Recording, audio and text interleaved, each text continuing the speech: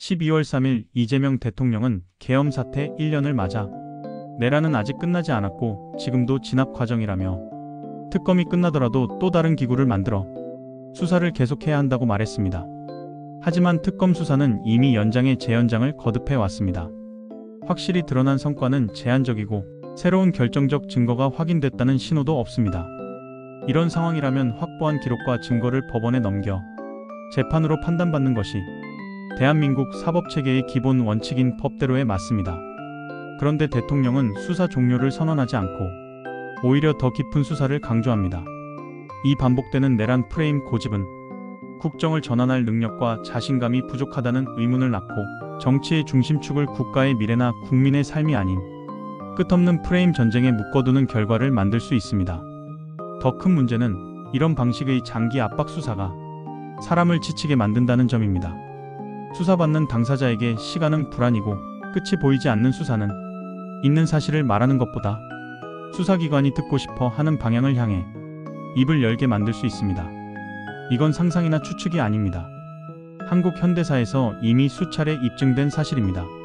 삼내 나라 슈퍼 사건, 압박 속에 허위 자백을 했고 무죄가 밝혀졌을 때는 이미 형기를 마친 뒤였습니다.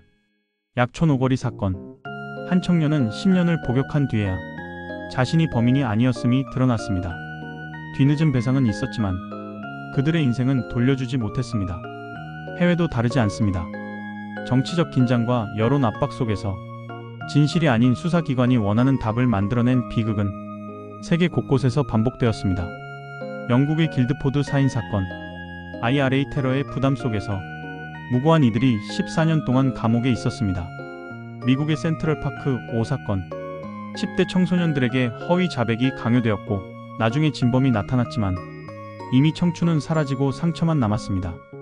이 사례들의 공통점은 하나입니다. 압박 수사가 길어지면 수사를 받는 사람은 진실을 말하는 게 아니라 수사기관이 원하는 말을 하기 시작한다는 사실입니다. 그래서 압박 수사는 언제나 진실보다 목적에 가까운 진술을 만들어내는 위험을 품고 있습니다. 그렇다면 우리는 지금 스스로에게 이 질문을 해야 합니다.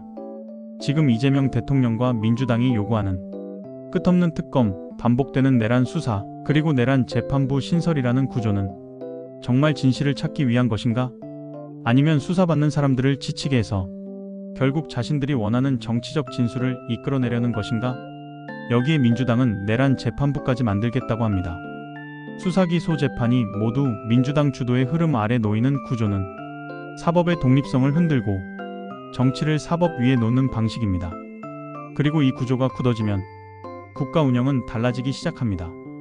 정책과 제도는 뒤로 밀리고 누가 프레임을 먼저 씌우느냐, 누가 권력을 활용해 더 큰 압박을 주느냐가 국정을 결정하는 방식으로 변합니다.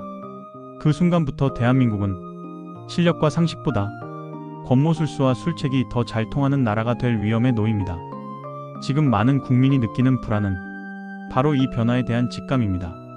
이런 논란이 커지는 상황에서 대통령이 12월 3일을 국가기념일로 만들겠다고 말하는 것은 국민 통합보다는 자신들 진영의 정치가 우선이란 사실을 말하는 것입니다. 결국 문제는 이것입니다.